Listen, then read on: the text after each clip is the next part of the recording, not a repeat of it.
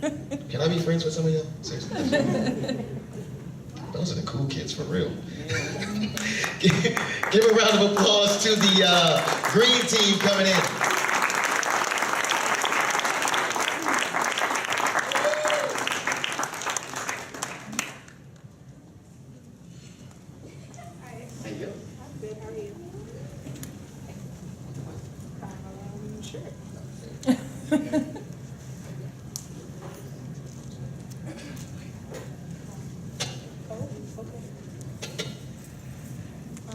Y'all wanna come?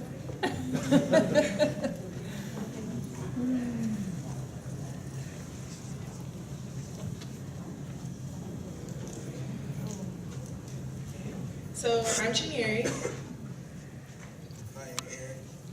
Hi, I'm Kendall. How you doing? I'm Keith. And I'm Marissa, and we are Diverse Context. So the problem in our world today is that while participating in outdoor activities, the sun is always interfering with our sight.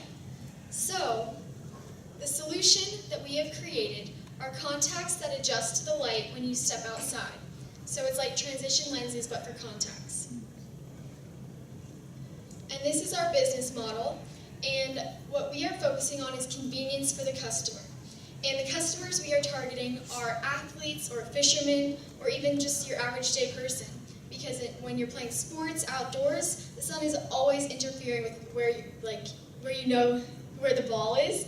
And while you're fishing, this product would be great for you because when you're casting the rod, sometimes your sunglasses will fall off. This is a guaranteed way that they won't. So why are we special? Well, I'll tell you why we're special. We're special because we're the only photochromic contact lenses in the world. all right.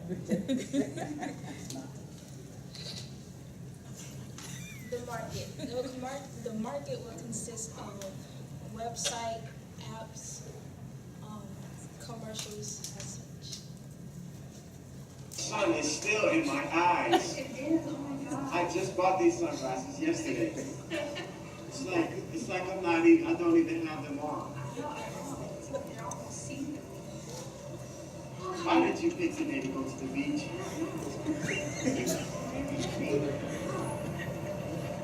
Well, have you heard about diverse contacts? Diverse contacts.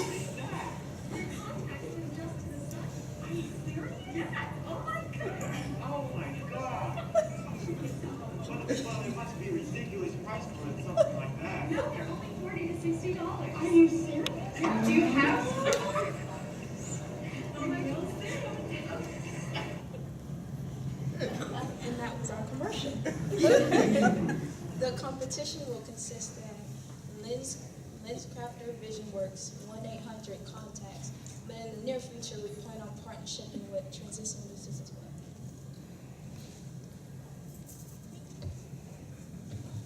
So our projections for this company in the future, we believe that this company has the potential to grow into a global force that produces the only photochromic lenses in the world. Not only photochromic, but in the next 3 to 5 years, we plan on coming out with new features such as polarizing them and making them colored so that you can personalize it and really make it your own. And we'll also distribute them in different sizes for each eye for people who have astigmatism or certain things that are wrong with their eyes. So really we try to cater to everyone within the next 3 to 5 years. While conducting our research, we discovered that it costs anywhere from 50 cents to $3 to make a normal contact lens. So we project that it will probably be somewhere in the $3 range for our product since it is so complex and there's so many different features. Which is why we are asking the investors for some startup money. And we feel that at the most, our company will need no more than $500,000 to get started, including like manufacturers. So like I said, we have to go to the manufacturers and custom make them. So that's going to be very pricey. So that's the price that we came up with.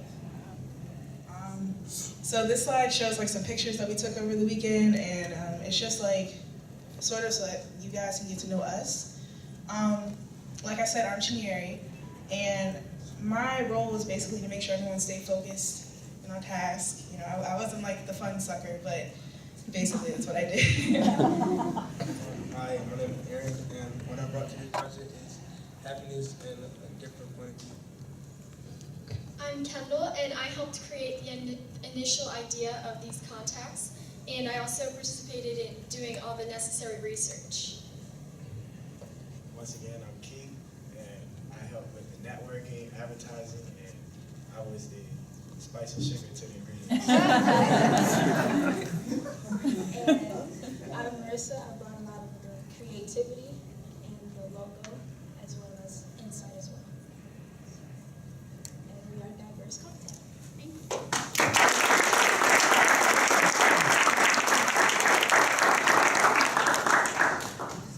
At this time, do you have any questions you would like to ask us? What's the one biggest reason that most businesses don't prosper? You said, what's the most biggest reason that most businesses don't prosper? I would say that they don't have enough support to begin with, and I think word of mouth and getting our name out there is really going to help us prosper as a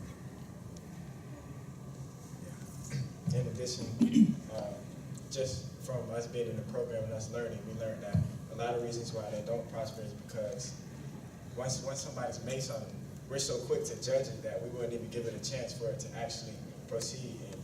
Because you never know, like, if you make something, you can't just always judge it because you never know. Just because you have a simple judgment on it doesn't mean that the other person may have that same opinion because they may like the idea. So it's all about just going forward. Building off of what Keith said, I don't think that it's necessarily coming from other people. I also believe that sometimes when we come up with ideas, we're scared that it's just a little bit too crazy and too wild, so we end up doubting ourselves and limiting ourselves. So I believe that's another big contributor to why most businesses fail. Did you all do your research and find out if there's any other companies out there that make these types of lenses? Yes, sir, we did. We looked at 1-800-CONTACTS website, VisionWorks, Lens Crafters, and none of them have anything like this. We originally got the idea from Transitions because they're the ones that patented the photochromic technology. So we figured that, you know, if we get big enough, we can partner with them and both of us can make some money.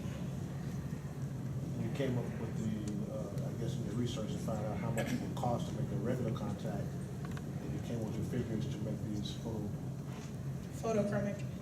Thank you. Oh man, I went to better. So that's how you came with the figure that you came with, the $500,000? Yes, sir.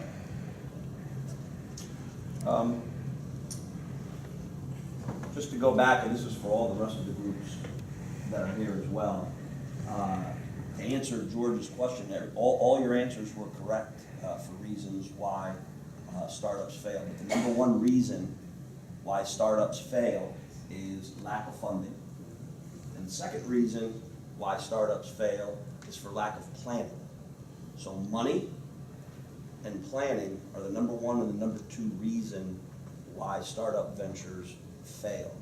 So you got to do your homework there on the planning and also your homework in what your cost structure, your revenue structure, and all that stuff goes. But I mean, you guys have done your research. My question is that this photochromic technology, that's not yours, correct? No, sir. That's somebody else's. Yes. So the first part of this process would be to, going back to your planning stage, right, would be to contact the owner of that patent, the owner of that technology, and see how you can leverage that or form a strategic partnership with them in order to utilize that technology with contacts. So that would be a very, very important first step, right? Yes. One more thing to add to that, the other groups also, anytime you're asked for capital or investment, you gotta be able to tell the investor how you're gonna pay them back with some kind of interest, what they're going to make out of it. So when you Takes a lot of nerves to ask for 500,000. Is that real cool? What do you blink? I have a question. I'm thinking that $500,000 sounds a little steep to me, especially when, if I paid attention, it costs you like $3 to $5 to make a set of them. Why we need so many sets for startup? I don't understand why $500,000 for a product that costs you $3 to make. Well, Mom, I can.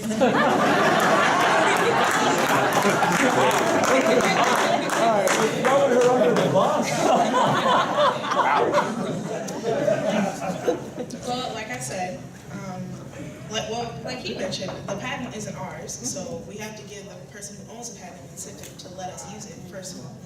And second of all, we have to pay manufacturers to make it because it's not something that's out there already. We can't just buy it from someone. We have to pay distributors and people who want to sell it and retailers and any other place where we want to put it or advertise, we have to pay for that too. And not only, it's just like a continuous cycle. So I hope that answers your question.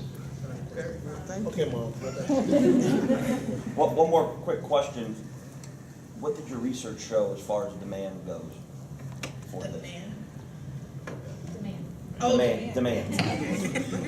Well, we found that in a lot of cases, like I play soccer and the sun really interferes. I'm a goalie, so I always have to know where the ball is. And so there are many people in my situation, and we all would really appreciate something like this. And we did a survey yesterday, and we had 24 people, out of 27, 24 of them said they would definitely be interested in this product. And 3 people said they were not, but that was because they didn't really go outside that often and they didn't have a use for it, you know. So we found that the demand is really high, at least in the Tampa area. So Great. Good job.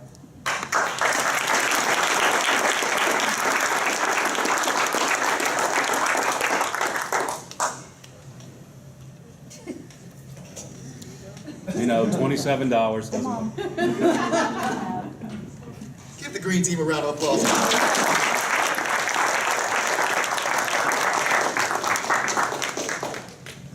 I got 6 months.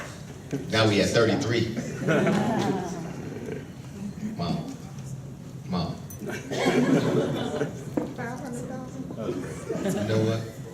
That's I a mean, I mom don't for want you. to pay, but. No, that's a good. That's a mom for you. Ain't it? Why I need to give 500,000? Oh, okay, that's right. I will say this though. I will say this, and I'm speaking for everybody here. And this gentleman right here mentioned it. You asked for 500,000. So cool though. He's like, we gonna need 500,000. I ain't mad at you. You go with me to some places. We walk in. I'm taking you. Taking you. Once again, a round of applause for the green team, please.